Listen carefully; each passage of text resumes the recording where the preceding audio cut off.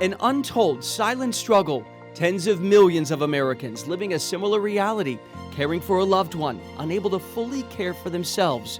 Those caregivers are losing wages. They're losing sleep as they navigate a complex web of doctors and directives and fears. Now, out of the darkness, a powerful coalition giving light to the reality. They're in Washington to push lawmakers to help. What do they want to see? What help can Americans expect? They sit down with Scripps News for a powerful conversation you will only see here. This is a Scripps News Reports special. Who will care?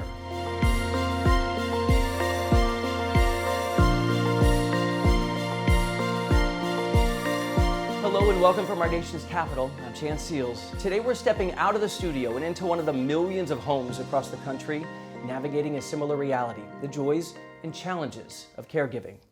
About 53 million of us are caregivers, a number growing as our population ages.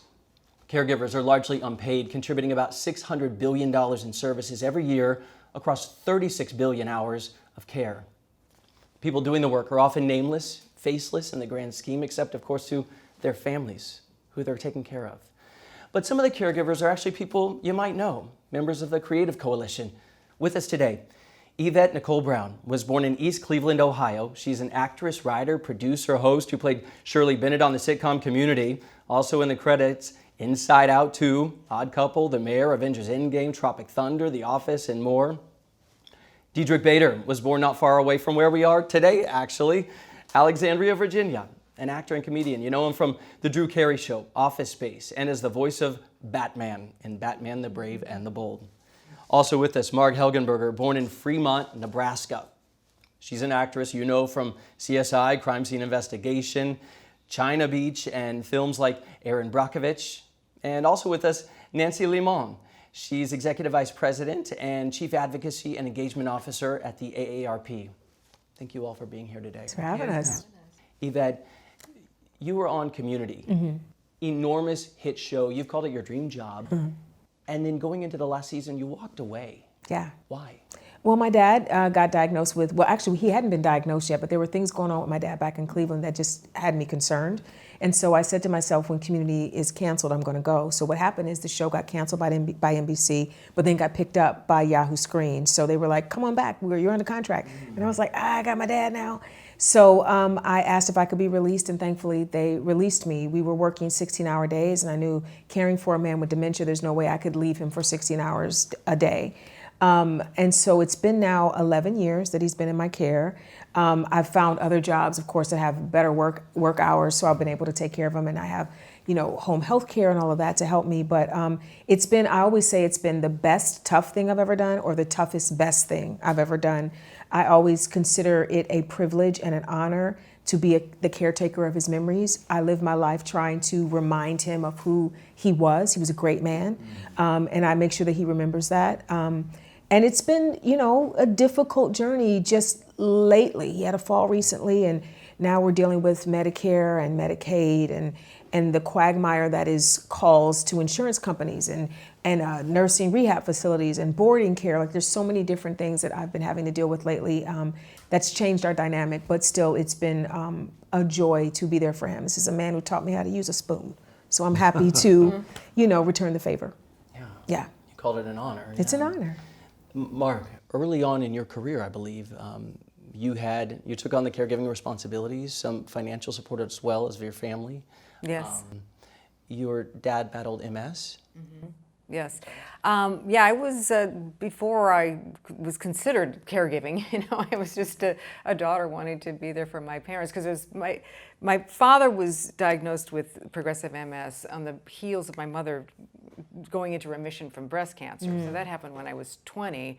And then by the time my father was diagnosed, I was graduating from college, and then I had gotten a job on a soap opera in New York, and so that's where the financial help came in very handy. But I also wanted to just be there as often as I could, just because he was rapidly declining, and my mother was doing the best she could.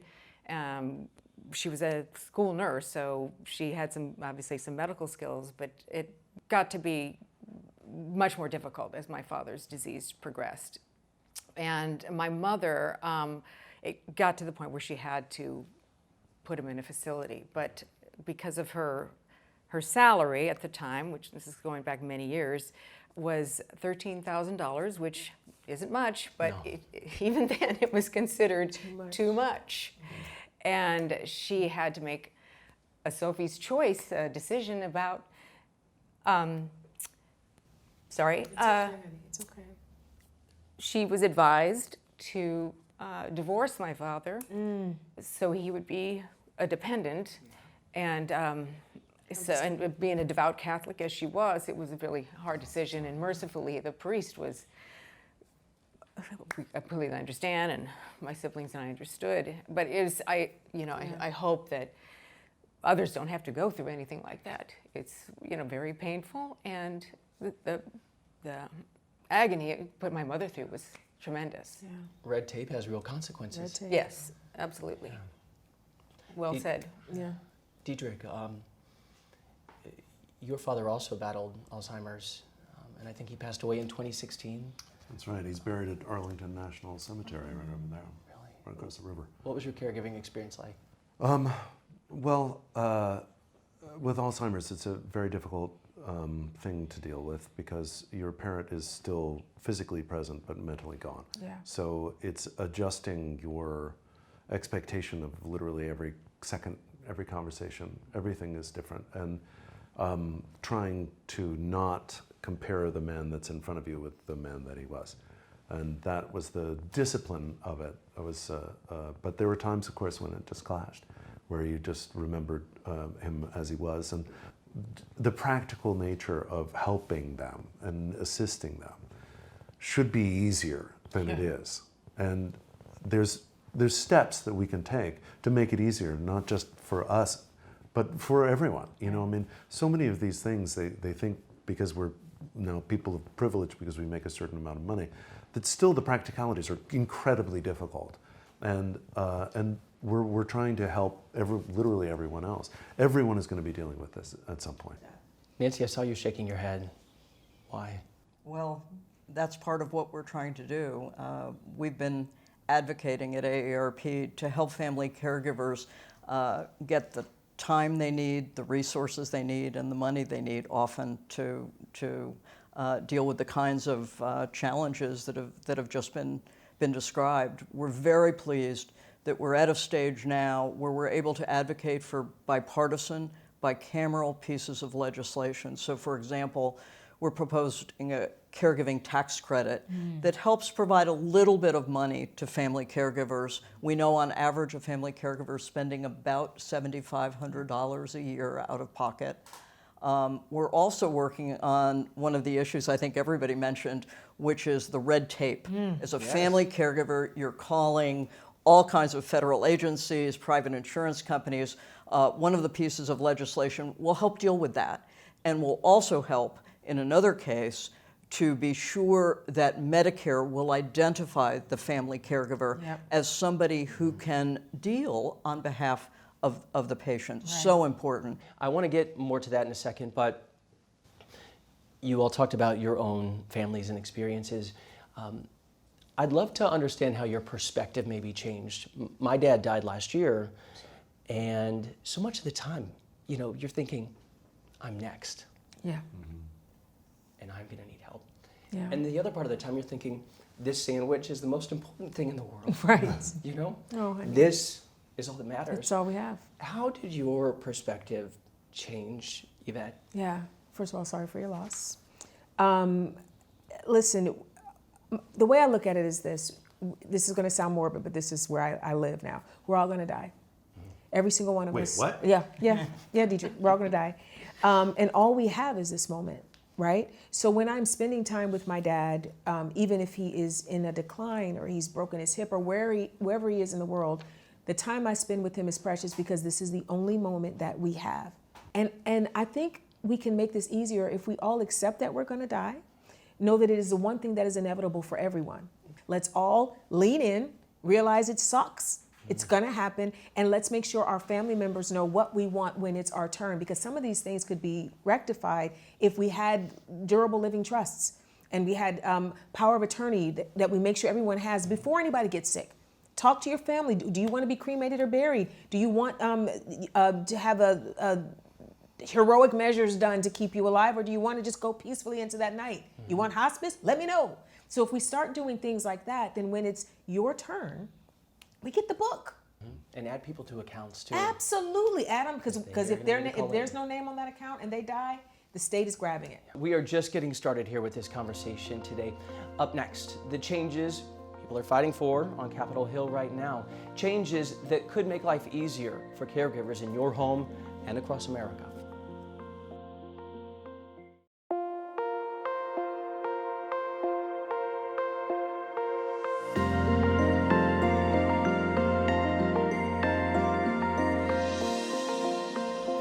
Back now from Washington, where there's an intense lobbying effort underway on an issue that you can likely get behind. It affects nearly everyone at some point in life.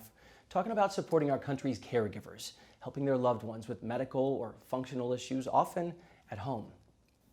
As we speak, 1 in 5 Americans is providing this kind of unpaid care to an adult. Even more have done so in the past, like the people with me here today. Joining us again, actors Yvette Nicole Brown, Diedrich Bader and Mark Helgenberger, as well as Nancy Lemon from the AARP. You know, so many of us find ourselves in this and think there has to be a better way to do this.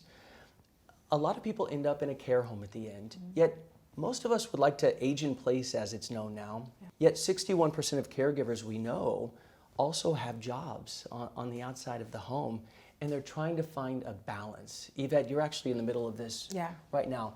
How do you find balance? You know, I don't know how. I keep hearing this thing called self-care. It sounds really awesome. I have no idea what it is. What I'm finding now, the most important thing, and this is probably what every caregiver would say, the most important thing is my dad's comfort and safety, right? So that means I put myself second, and that's okay because it's his time.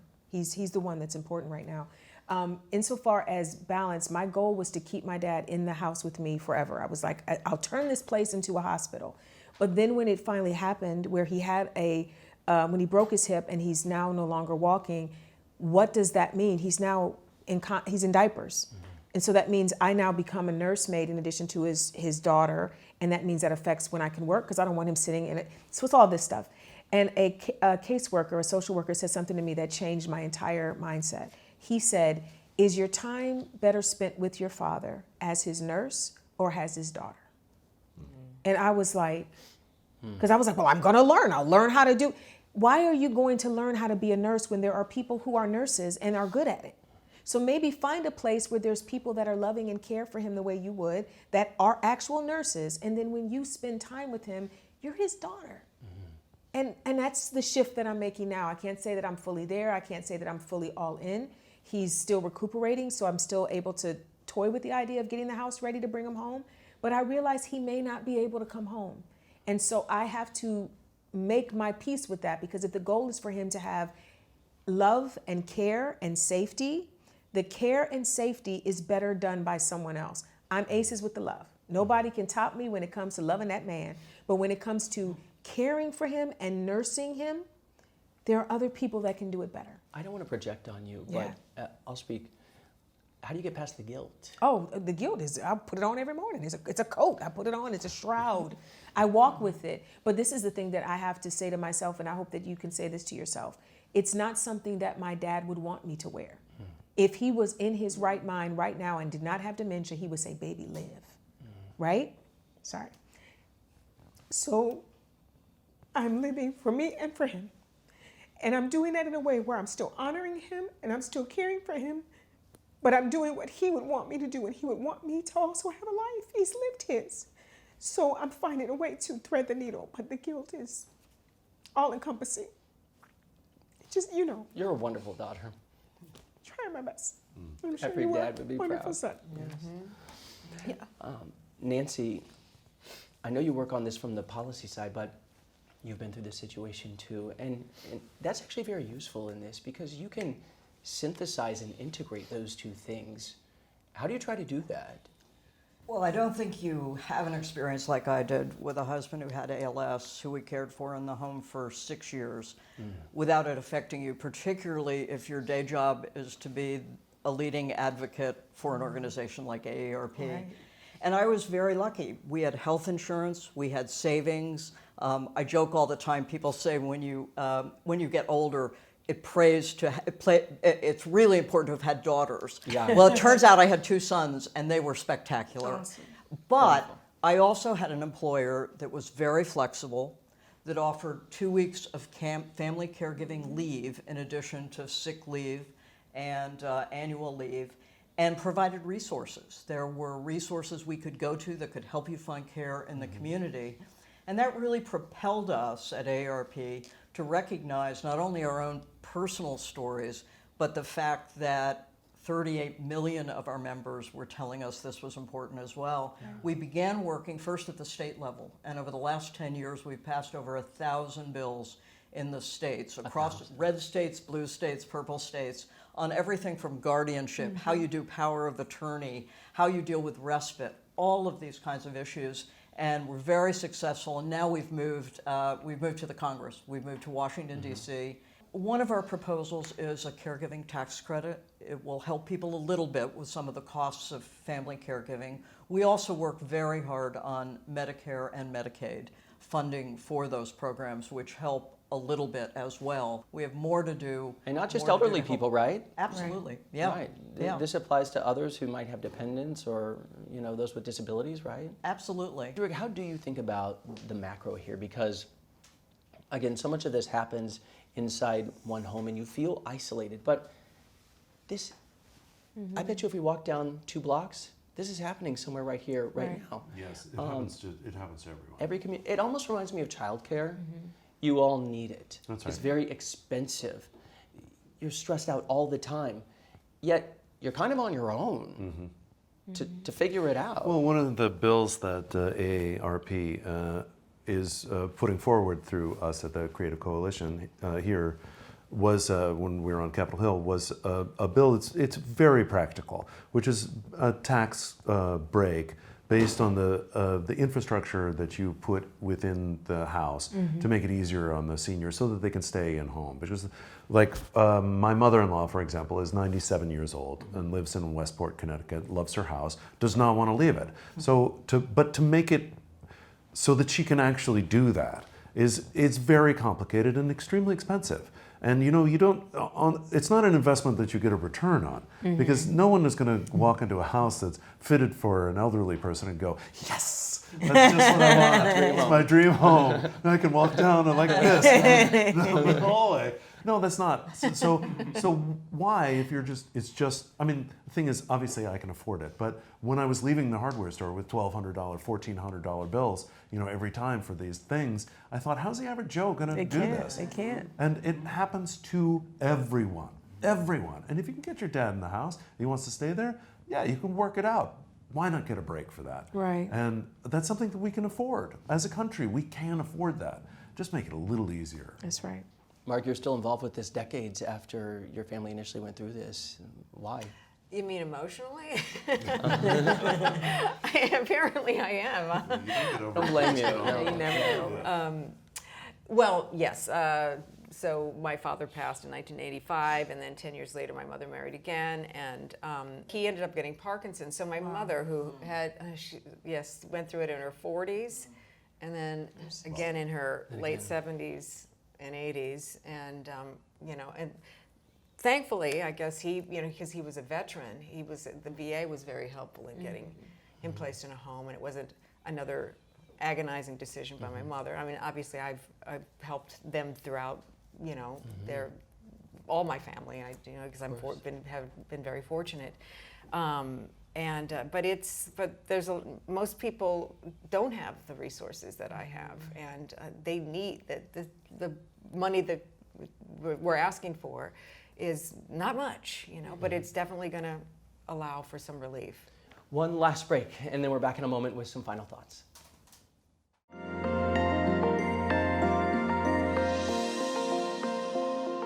Back now in our closing moments together to share some final thoughts, some lessons learned over the years of caring for loved ones, and now fighting for change here in Washington. Any final thoughts, Mark? I just want to say that I'm really honored to be here with Diedrich and Yvette and everyone from AARP and the Creative Coalition. to raise awareness about family caregiving and to put a spotlight on the unsung heroes, and hopefully some legislation can happen and provide some well-needed relief, and and knowing that they're not alone. Yeah, I'm just happy to be here and throwing to Yvette. You know, I just was thinking in this conversation how loss is a part of a lot of caregiving, and I just want to, for those that are dealing with loss or will soon be dealing with loss, the grief is equal to the love. So when you feel like your whole world is crumbling, just remember that means you had a great mom or a great dad or a great sister, and just lean into that understanding. And we're just so grateful to have the voices of members of the Creative Coalition join with us and thousands of other people who are trying to point out to policymakers that this is an issue they need to pay attention to. Many of them are family caregivers themselves, and we hope that that will help spur action so that we can help people. I have no doubt there are so many people sitting right now on their couch with their families saying, thank you. Thank you for speaking up. So, Nancy, Yvette, Dietrich, Marg, thank you all so much. We appreciate you being here. And thank you also at home. We know people who care about their loved ones. Scripps News, we certainly care about our caregivers. For now in Washington, I'm Chan Seals for Scripps News Reports.